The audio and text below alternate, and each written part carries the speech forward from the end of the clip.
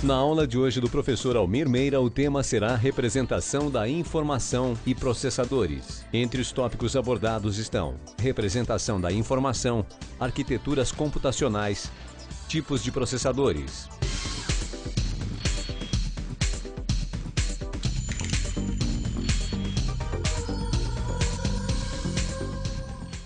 Olá, estamos iniciando a nossa terceira aula de arquitetura computacional. Na aula de hoje, falaremos sobre 3 tópicos que são a representação numérica em sistema binário, os tipos de arquiteturas computacionais e os tipos de processadores. Na nossa aula passada, a segunda aula, nós tratamos sobre dispositivos de entrada e dispositivos de saída. Para iniciar a nossa aula, vamos falar sobre a informação e a sua representação. O computador, sendo um equipamento eletrônico, ele armazena e movimenta as informações internamente, também de forma eletrônica. O que ele faz é reconhecer 2 estados específicos e distintos, o estado ligado ou desligado. Essa informação, ela é chamada de informação binária ou informação discreta. No mundo digital, no mundo da eletrônica e da computação, praticamente tudo é feito em meio digital. E a representação digital, ela só tem 2 estados representados por 2 números, ou 0 ou 1. O computador, ele só consegue processar, ele só consegue interpretar essas 2 informações. Nós vamos chamar isso de níveis lógicos. E os 2 níveis lógicos existentes são 0 e 1. Como falado anteriormente, esses 2 níveis lógicos, eles dão toda a base para todo o sistema computacional funcionar. Um computador digital, ele tem condições de representar toda e qualquer linguagem de programação, entrada de dados, saída de dados e quaisquer outros acréscimos na forma digital. Vamos às definições mais importantes sobre o mundo digital. A definição elementar é a do bit, que é a unidade básica de informação digital. Ela só tem 2 valores e 2 estados possíveis. Esses estados são 0 ou 1. Então, quando a gente fala de bit, nós estamos falando de uma única informação digital, ou a informação de nível lógico 0, ou uma informação de nível lógico 1. Quando nós falamos de software, todo e qualquer programa vai ser representado dentro do computador também por 0 ou 1. O software, ou qualquer linguagem de programação onde nós desenvolvamos um aplicativo ou uma programação qualquer, ela é convertida no núcleo do computador para código binário, para uma representação em zeros e uns. Com isso, a máquina digital, ela transforma toda e qualquer representação para um padrão único, que é o padrão digital. Em relação ao hardware, nós podemos falar que o estado físico do bit também é representado por 2 valores específicos, só que nessa questão, valores de tensão. Existem diversos valores de tensão ou voltagem que são trabalhados dentro do computador, mas de forma simples e geral, esses valores são sempre representados como nível lógico 0 ou nível lógico 1. Uma representação muito comum em nível de hardware é a representação do estado 0 para 0 volt e o estado 1 para 5 ou 12 volts. Essas são as representações mais comuns que acontecem dentro da máquina. Outra definição muito importante é o byte, que é um agrupamento de 8 bits. Ao longo do tempo, os computadores foram evoluindo e máquinas mais sofisticadas foram surgindo. Essas máquinas, elas foram definidas como as primeiras gerações de computadores. Nestas gerações, uma das que se destacou foi aquela em que as máquinas passaram a trabalhar representando ou identificando o conjunto de 8 bits. Por isso, a representação do byte. O byte é uma unidade fundamental que representa uma quantidade fixa de 8 bits.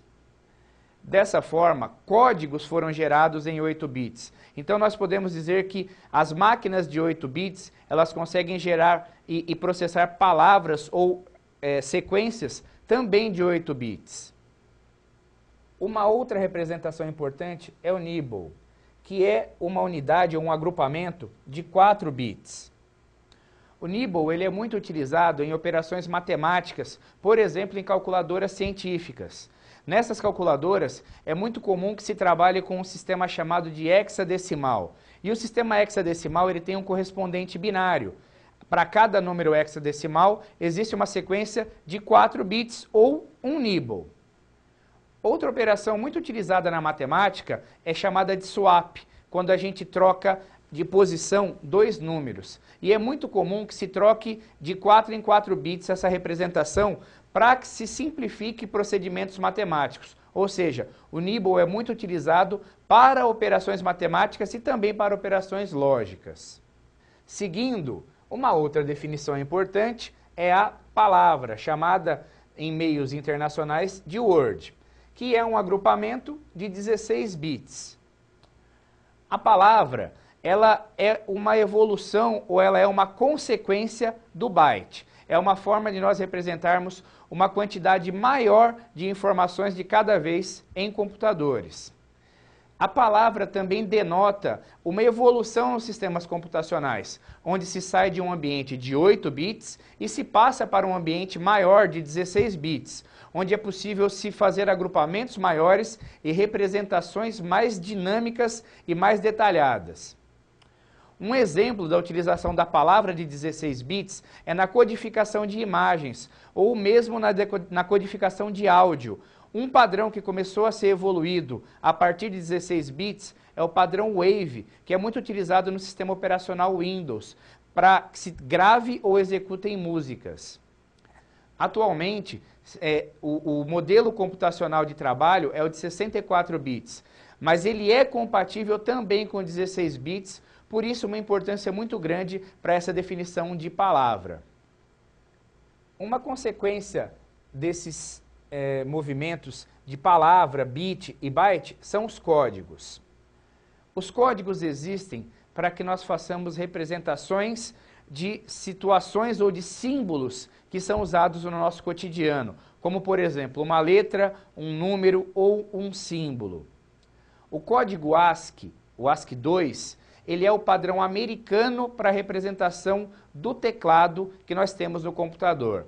O código ASCII ele é definido como um código que representa até 126 caracteres. Por isso, ele precisa de 7 bits nessa representação.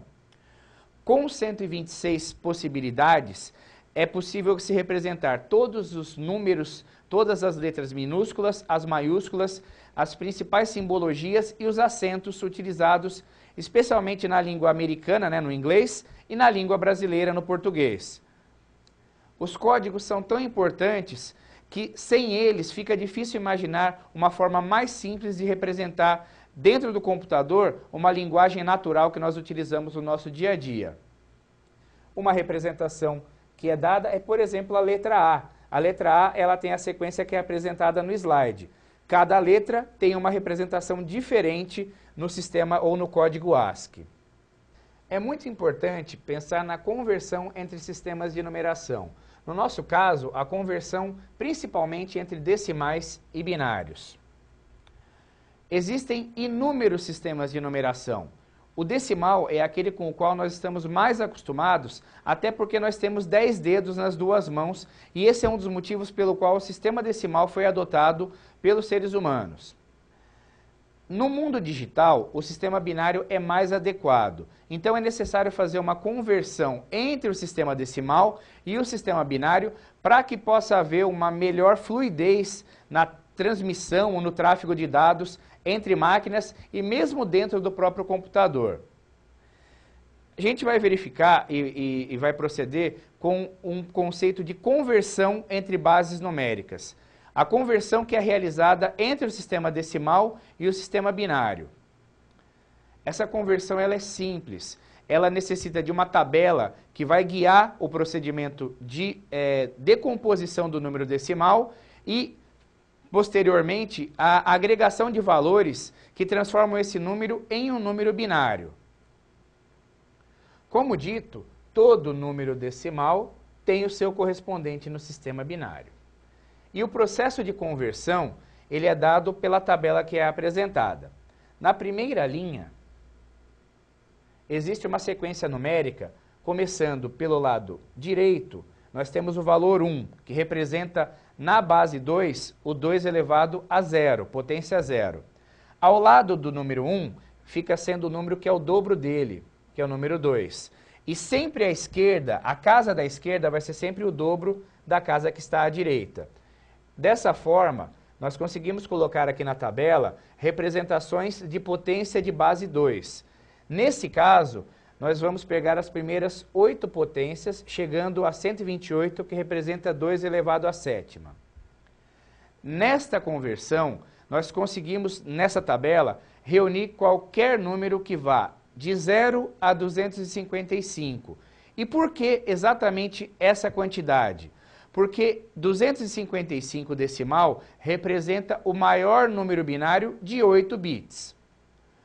Como um conceito muito importante de informática é o byte, é interessante se trabalhar com os 8 bits, porque existe uma relação muito direta e muito utilizada em informática com os primeiros 8 bits. E o procedimento que vai ser explicado vai fazer uma conversão de exemplo que pode ser adotada para qualquer tamanho de número decimal. Basta para isso que você aumente o tamanho da sua tabela, sempre seguindo a regra, que a casa da esquerda representa o dobro da casa da direita.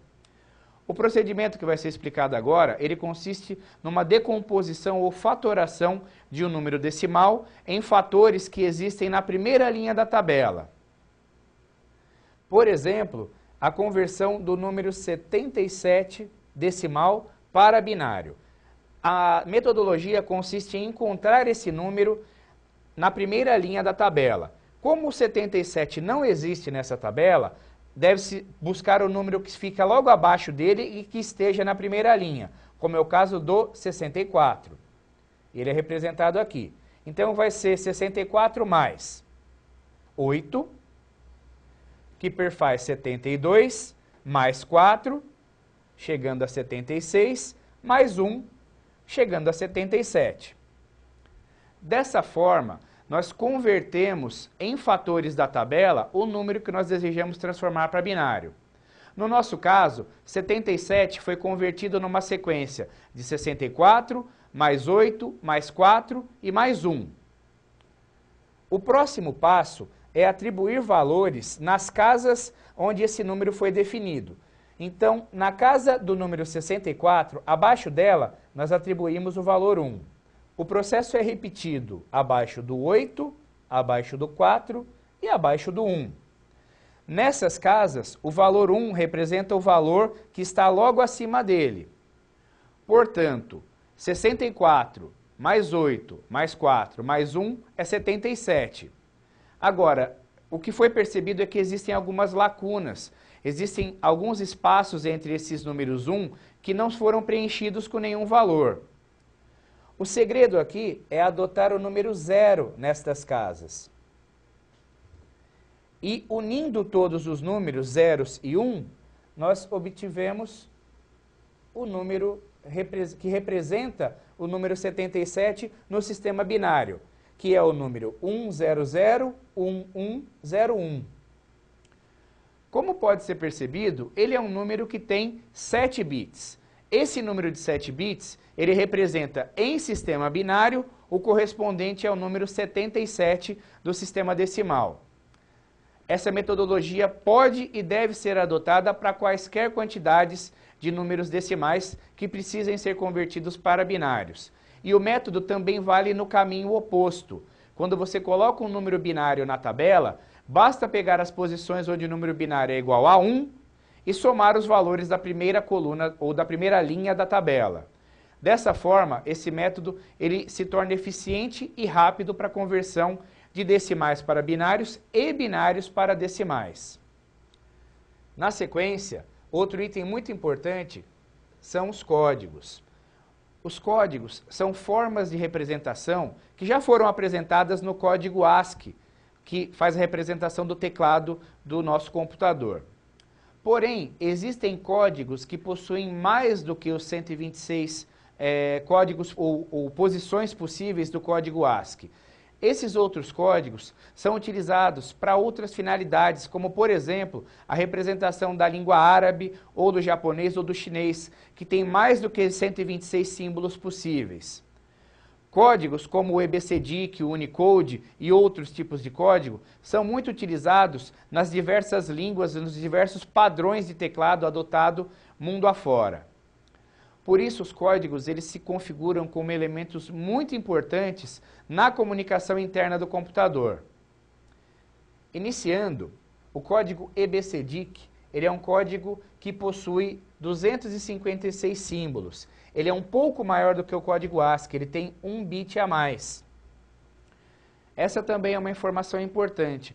Um número binário, ele tem uma regra que é a seguinte: para cada bit adicional, à esquerda, ele representa o dobro do valor que ele teria sem esse bit adicional. Portanto, um número de 4 bits, ele tem o dobro de valor máximo do que um número de 3 bits. E isso vale para qualquer quantidade binária.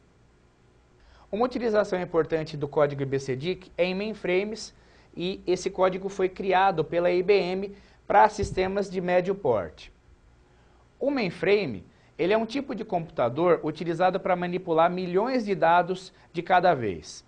Ele é muito utilizado principalmente para grandes bancos de dados e para que se possa movimentar, por exemplo, sistemas bancários, que demandam muitas movimentações e alterações ao mesmo tempo. Outro código importante, talvez o mais importante para o nosso dia a dia, é o ASCII-2, que é um código de 7 bits. Ele tem 128 combinações possíveis, das quais são utilizadas na prática 126. No nosso computador atual, é utilizado o código ASCII-2 estendido, onde, além das 128 combinações possíveis do código ASCII original, são utilizadas mais 128 combinações, totalizando 256 combinações. Dessa forma, o código ASCII-2 estendido, ele tem uma similaridade de combinações, de possibilidades, com o código EBCDIC. O código Unicode, ele é mais recente, e ele foi criado de acordo com uma demanda de aumento pela necessidade de representações de códigos. Ele é um código de 16 bits, ou seja, 2 bytes. O código Unicode, ele permite que nós representemos mais de 65 mil possibilidades de códigos. Fica praticamente impossível não representar algum código conhecido com o código Unicode.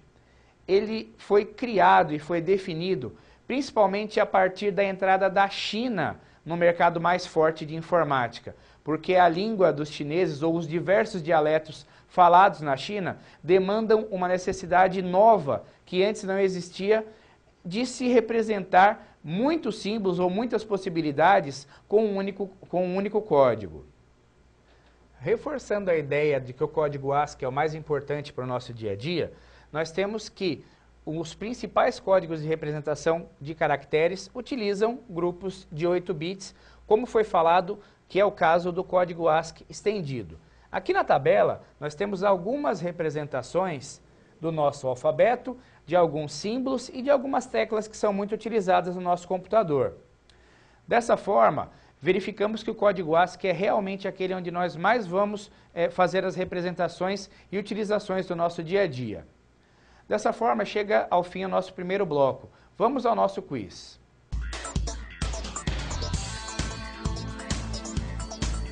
Qual alternativa corresponde ao valor binário do número decimal 194? Alternativa A, 11000000.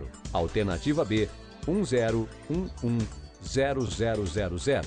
Alternativa C, 11000010. Alternativa D, 11000011.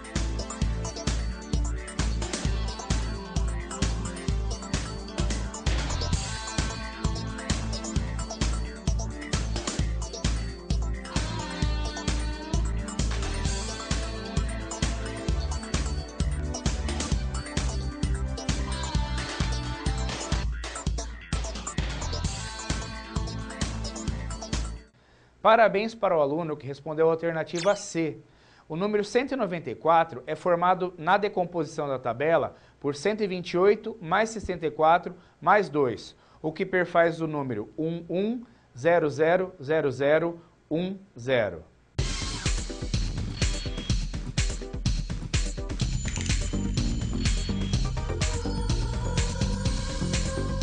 A dica de leitura de hoje é o livro Introdução à Organização de Computadores. Esta obra faz a apresentação da organização e do modo de funcionamento básico dos computadores, adotando uma linguagem simples e direta para que o livro possa atender os públicos de cursos diversos e com variados níveis de profundidade.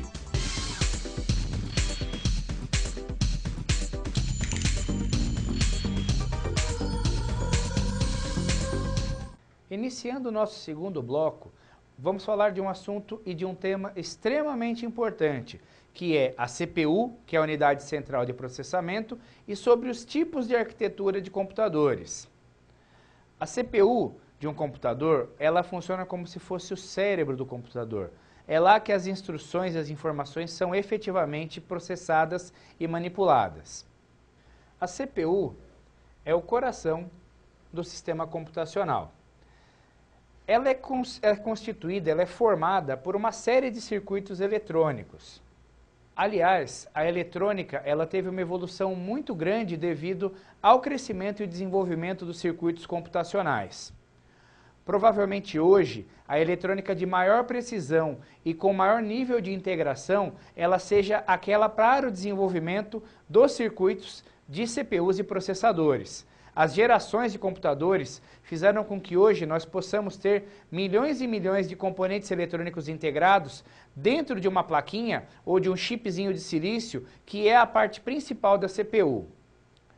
Nos Estados Unidos, existe o Vale do Silício, que é uma região da Califórnia onde se concentram as principais empresas de tecnologia do mundo, como é o caso da Microsoft, da Intel, da Apple e de outras empresas que fizeram e fazem a história da computação. Atualmente, existe uma região que rivaliza com o Vale do Silício, que é a região da cidade de Nova York, nos Estados Unidos. A maioria dos startups, que são os lançamentos, as criações das novas empresas de tecnologia, têm se dado nessa região. Provavelmente pela sua função e localização estratégica, porque é o centro financeiro, enquanto o Vale do Silício é um centro mais tecnológico e mais ligado à cultura dos filmes, porque fica próximo de Hollywood. A CPU, ela tem duas partes principais. Essas partes principais são chamadas de unidade de controle e a unidade aritmética e lógica, que é representada pela sigla ULA. Essas duas partes da CPU, elas fazem todo o trabalho. Enquanto a unidade lógica e aritmética cuida da parte matemática, das contas, a unidade de controle ela é responsável por selecionar as instruções e definir qual vai ser o trabalho da unidade lógica e aritmética. Em conjunto, elas são responsáveis por toda a manipulação de dados, desde o processo de busca, a consequente decodificação e a execução das operações. E, na sequência, a devolução desse resultado para os dispositivos periféricos. A unidade de controle, ela tem uma função mais gerencial. Ela vai direcionar o sistema do computador a executar as instruções dos programas que estão armazenados no computador. Ela também tem uma função de comunicação. É ela que está em contato com as memórias e com a unidade lógica e aritmética. A unidade de controle, ela é o centro nervoso do computador. É ali que todas as decisões são tomadas. Ela vai fazer com que as instruções sejam selecionadas na ordem certa, os dados sejam previstos para entrar em operação e manipulação matemática na unidade lógica e aritmética, também através das funções da unidade de controle. Além disso, a unidade de controle envia o resultado, os dados e as instruções para o HD, para o armazenamento secundário, para o disco que armazena a maioria das instruções e dos resultados computacionais. E, quando necessário, se comunica também com as memórias, fazendo com que esse processo seja agilizado. Existe uma diferença muito grande no desempenho do HD e da memória. O HD é maior, mas ele é mais lento, até porque a maioria dos HDs possui partes mecânicas. A memória acelera esse processo e faz com que o processamento feito pela CPU seja otimizado. Então, uma das funções da unidade de controle é controlar essa sequência de dados que parte do HD, permanece durante um tempo na memória e efetivamente é processada e manipulada dentro da CPU. E tão importante quanto a unidade de controle é a unidade lógica e aritmética, porque ela executa as operações matemáticas, aritméticas e lógicas. A ULA, podemos dizer que é quem faz o trabalho sujo, porque é quem efetivamente põe a mão na massa. Os dados que são definidos e coletados pela unidade de controle são efetivamente manipulados pela unidade lógica e aritmética. É ela que vai fazer as contas, é a unidade lógica e aritmética que vai fazer as comparações, que vai executar as funções matemáticas. Ela realiza operações aritméticas puras, como as 4 operações, adição, subtração, multiplicação e divisão. Também realiza operações lógicas, fazendo a comparação numérica e utilizando funções chamadas de funções lógicas, que também são parte do processo matemático. E, por último, ela testa condições. Ela testa a condição de igualdade, se um número ou um dado é igual ao outro, a condição menor que, quando um número é menor que o outro, e a condição maior que, quando um número ou um dado é maior que o outro. Dessa forma, a unidade lógica e aritmética é capaz de realizar toda e qualquer operação que envolva algum tipo de matemática dentro do computador. E a unidade lógica e aritmética, na prática, ela se divide em 2 partes dentro da CPU. A unidade lógica e aritmética para números inteiros e para números quebrados, podendo fazer assim o que a gente chama de cálculo em ponto flutuante, ou o cálculo com imprecisão. Aqui vemos a CPU e a forma como ela se comunica com os dispositivos periféricos. Ao centro, nós temos a unidade de controle e a unidade lógica e aritmética. Existe uma memória temporária, chamada de memória cache, que tem uma ligação direta com as unidades de controle e aritmética. É ela que acelera e mantém os principais processos que são executados dentro da CPU. O processamento é realizado internamente, mas existem dispositivos de entrada que colocam a informação dentro da CPU, ou seja, os dados são enviados para a CPU quando, por exemplo, nós digitamos uma letra no teclado. A CPU, através da unidade lógica e aritmética, realiza o processamento com o apoio da memória, envia os resultados para a saída e, quando gera algum resultado que precisa ser armazenado, faz essa gravação no armazenamento secundário, que é representado principalmente pelo HD. Dessa forma, um sistema computacional centrado na CPU é um sistema onde nós temos um dispositivo de entrada, que é quem coloca uma linguagem natural no padrão binário. Nós temos o trabalho da CPU, que é a busca desse dado, a decodificação e a execução da informação. Por último, existe a etapa de armazenamento ou entrega na saída desse dado já processado. Dessa forma, o sistema computacional focado na CPU consegue realizar as funções mais importantes necessárias a um computador. Na sequência, um item muito importante é a definição dos tipos de arquiteturas adotadas pelos fabricantes de computadores. Na década de 70, quando os computadores pessoais começaram a ser desenvolvidos, 2 arquiteturas principais foram desenvolvidas e adotadas principalmente ao final da década de 70 e início da década de 80. São as arquiteturas CISC e RISC. A arquitetura CISC ela foi inicialmente adotada pela IBM e depois ficou conhecida como padrão PC de arquitetura computacional. É chamado de um padrão aberto, onde nós podemos ter diversos tipos de fabricantes ou fornecedores diferentes, fornecendo equipamentos que sejam compatíveis com uma placa padronizada, uma placa-mãe única. Já a arquitetura RISC, ela foi adotada inicialmente pela Apple. Quem desenvolveu os processadores da arquitetura RISC foi a Motorola, numa linha de processadores conhecida como PowerPC. Já essa arquitetura, ela não permite uma arquitetura mais aberta. São poucos ou um único fornecedor para periféricos que entrega placa de vídeo, placa de som, e essa arquitetura foi adotada pela Apple porque essa era a sua estratégia. A Apple tinha em mente que o computador ideal é aquele em que a placa é desenvolvida em conjunto com o software e existe um processador ideal para aquela placa. Esse sistema computacional vai ter o melhor desempenho possível. E isso foi adotado inicialmente como estratégia de venda da Apple, que fez ela liderar o mercado de computadores nos primeiros 5 ou 6 anos da revolução dos computadores pessoais. Como características da arquitetura CISC, ela suporta e reconhece mais instruções do que a arquitetura RISC, mais do que uma centena, para ser exato, 171 instruções. E dessa forma, ela pode realizar uma série de processamentos e de execuções diretamente.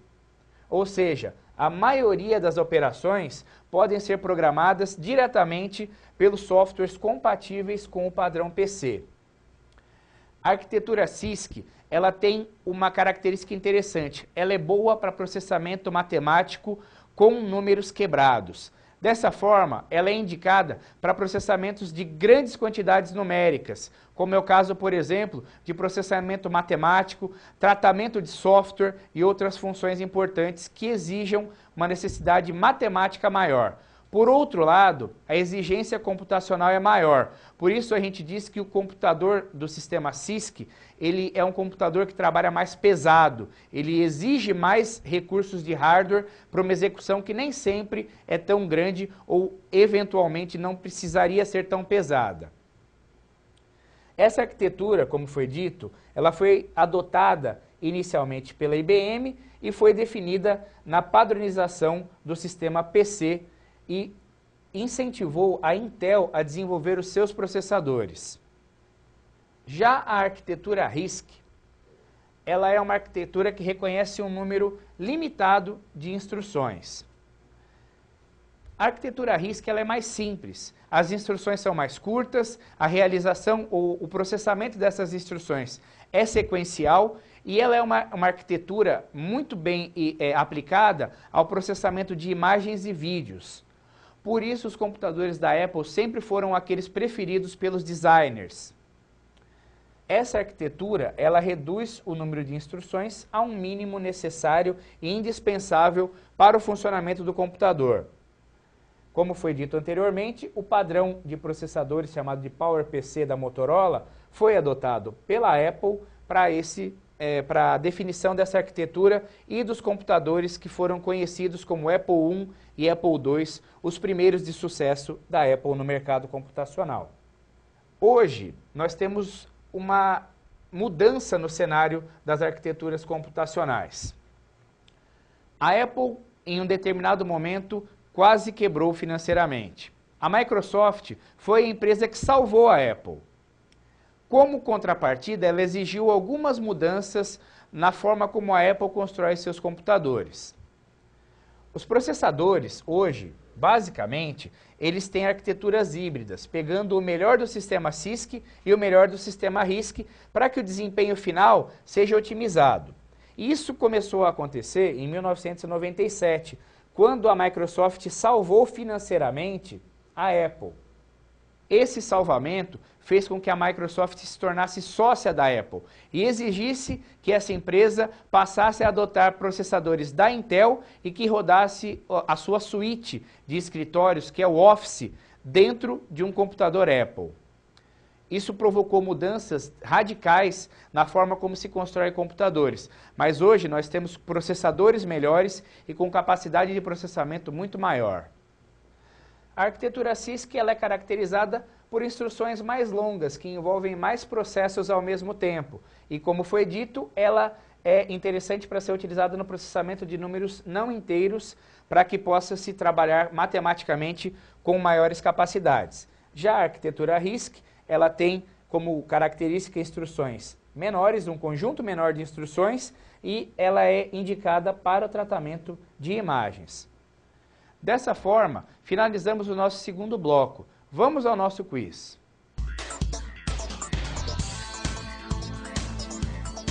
Qual a arquitetura de processadores mais adequada para a elaboração de relatórios de previsão do tempo? Alternativa A, RISC. Alternativa B, CISC. Alternativa C, híbrida. Alternativa D, PowerPC.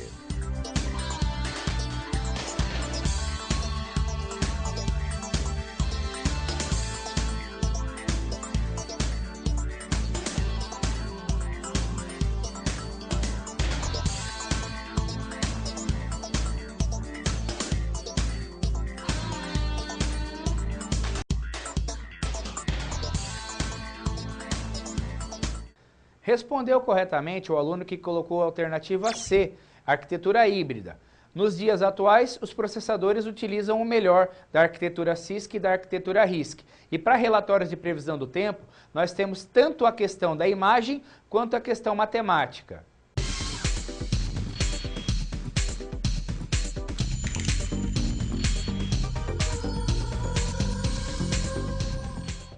Iniciando o nosso terceiro bloco, nele vamos falar sobre os tipos de processadores, seus fabricantes e modos de trabalho.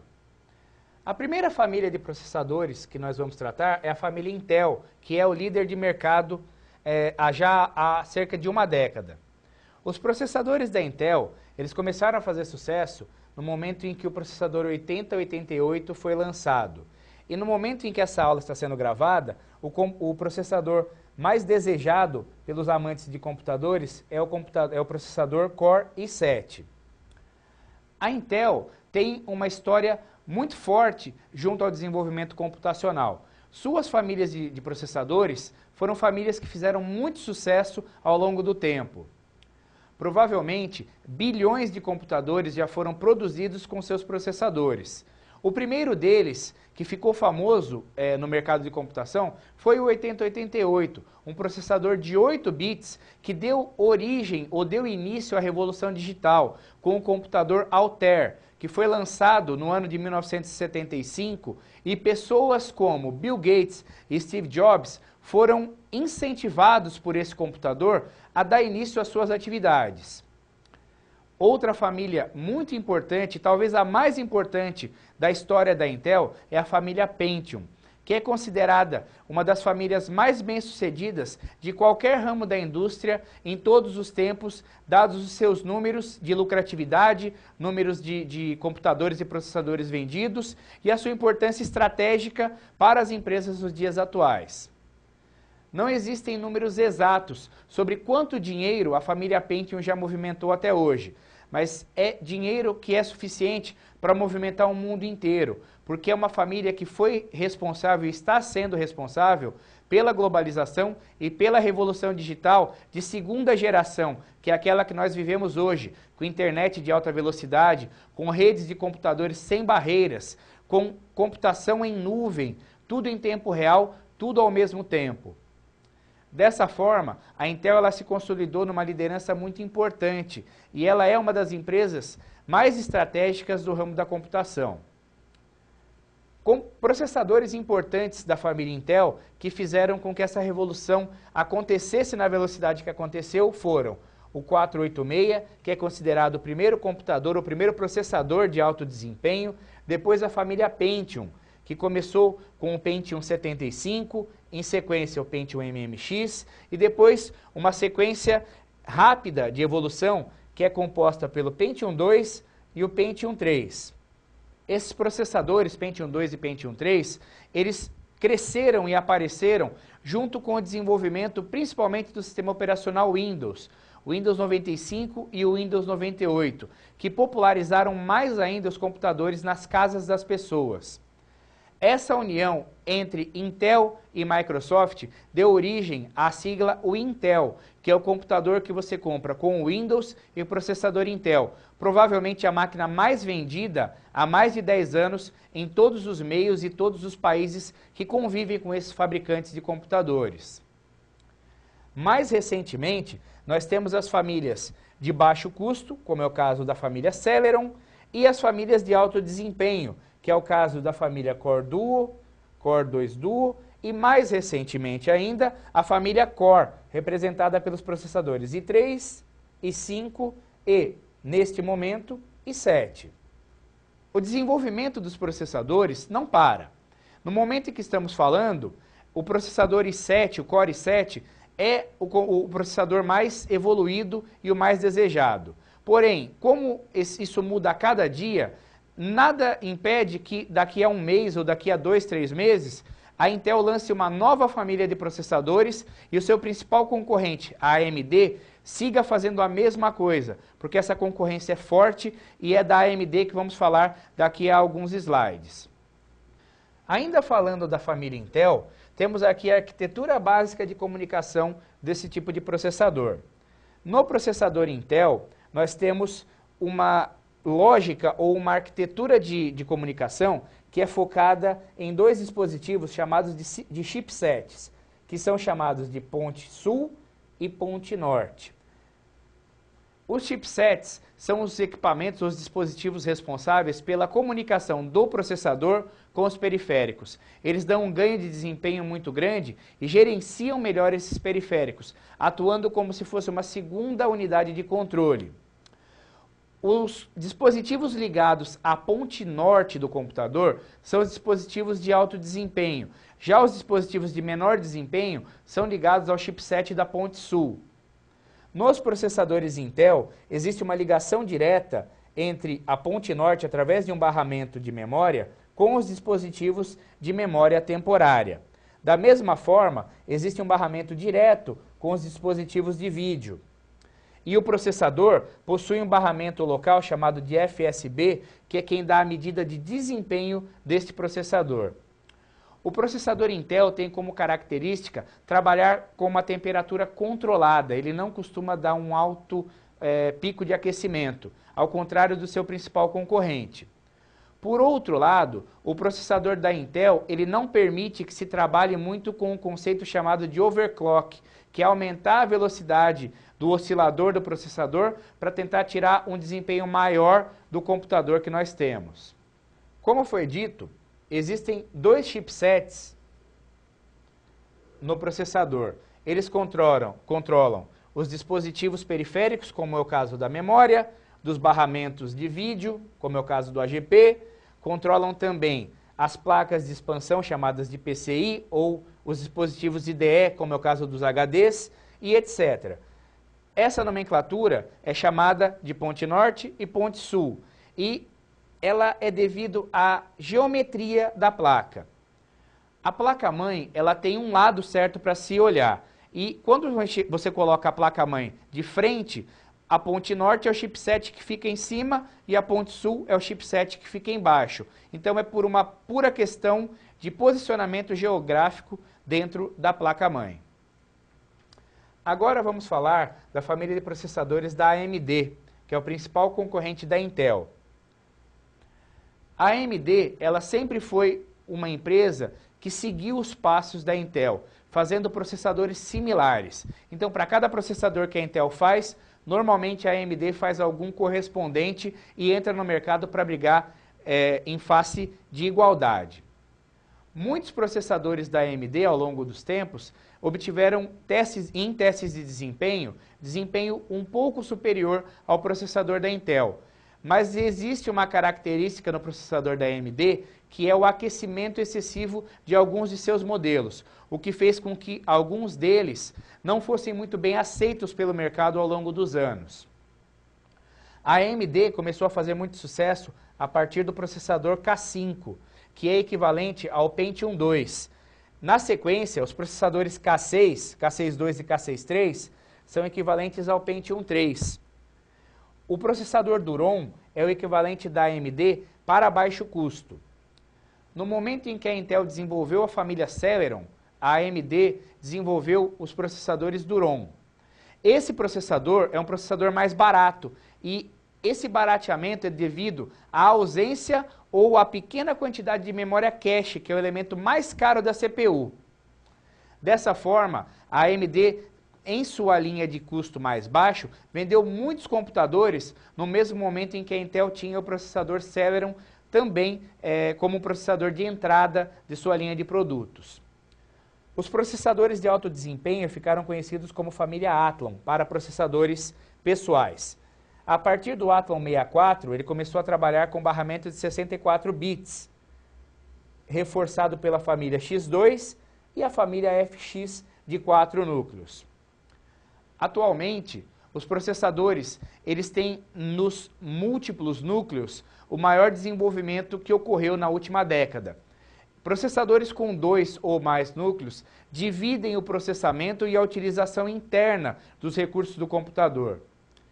É melhor trabalhar com um computador com 2 núcleos e um clock, um oscilador mais baixo, do que trabalhar com um computador com um único núcleo e um clock mais alto. A AMD, ela sabe se utilizar muito bem dessa característica, por isso ela não se distancia, ela sempre fica na cola da Intel e é o seu maior concorrente já há mais de 10 anos. A arquitetura básica de comunicação da AMD, ela tem uma única diferença básica em relação à arquitetura da Intel, que é esse barramento chamado de Hypertransport, ou HT. Esse barramento é um dos responsáveis pelas reclamações de temperatura que ocorrem no processador da AMD. Isso acontece porque quando o dado passa, por exemplo, para o barramento de memória, primeiro ele passa no barramento HT, ou seja, ele passa por dentro do circuito do processador, o que causa um aquecimento maior comparado aos processadores da Intel. Uma coisa muito importante quando se compra um computador é definir a forma como nós vamos resfriar os seus componentes. Isso se faz com coolers e dissipadores de calor. Quando o computador evolui tecnicamente, sua velocidade aumenta e a quantidade de calor também aumenta. A escolha de um bom cooler e de um bom dissipador fazem com que o computador trabalhe numa temperatura mais baixa, melhorando seu desempenho geral. Comprar um cooler ou um dissipador muito barato não é a solução mais adequada, porque se você investe num bom computador, não custa nada investir mais alguns reais para que você tenha um bom sistema de refrigeração no seu computador. E quais são os itens necessários para se escolher um processador? Quando compramos um computador, nós devemos ponderar algumas questões para escolher o processador. O seu custo, o seu desempenho, onde ele vai ser aplicado e qual o perfil do usuário. Processadores de última geração possuem um custo mais elevado e muitas vezes o perfil do usuário não demanda um processador de última geração ou que tenha um maior desempenho. É necessário saber se você vai fazer uso de jogos, se você vai fazer uso de muito vídeo ou se a rotina de trabalho é basicamente com softwares de escritório. Se for esse o seu perfil, não necessariamente você vai precisar do processador mais caro ou de maior desempenho. Um processador de entrada ou mesmo um intermediário resolvem o problema. Processadores de baixo custo têm como características ter pouca memória cache, que é a memória de alto desempenho, mas ela é muito cara. Ele tem uma velocidade mais baixa, representado pelo seu clock, que são os mega ou os gigahertz, e poucos recursos de otimização de vídeo, representados principalmente pelos vídeos on-board ou dentro da placa-mãe. Já os processadores de alto desempenho e, consequentemente, alto custo, têm como características principais ter mais memória cache, o que otimiza os processos, tem um clock de valor alto e possuem funções dinâmicas, como, por exemplo, o Turbo Boost. Processadores de alto desempenho são muito mais caros que processadores de baixo desempenho. A diferença de desempenho é brutal, percebe-se isso com muita facilidade. Porém, novamente, é bom refletir sobre o seu perfil. É necessário ter um processador de alto desempenho? Se não for esse o seu caso, economize comprando um computador ou um processador mais adequado às suas necessidades. É muito comum que um usuário mais modesto acredite que deva ter um computador de alto desempenho para se manter atualizado. Isso não é uma verdade. O perfil do usuário deve ser conhecido antes que se compre o computador, para que a configuração tenha um melhor custo-benefício. Para finalizar o bloco, novamente é importante refletir sobre o seu perfil e sobre a melhor forma de se fazer um balanceamento entre desempenho e custo do computador. Vamos ao nosso quiz.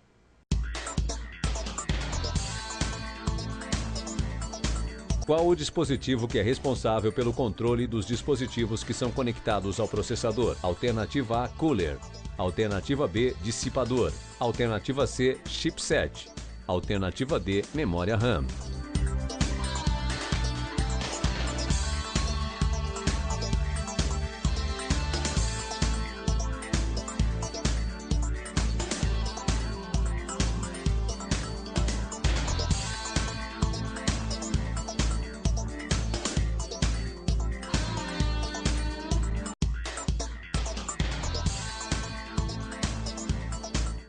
Parabéns para quem respondeu a alternativa C, chipset. Ele é o elemento que, junto com o processador, faz o controle dos dispositivos periféricos.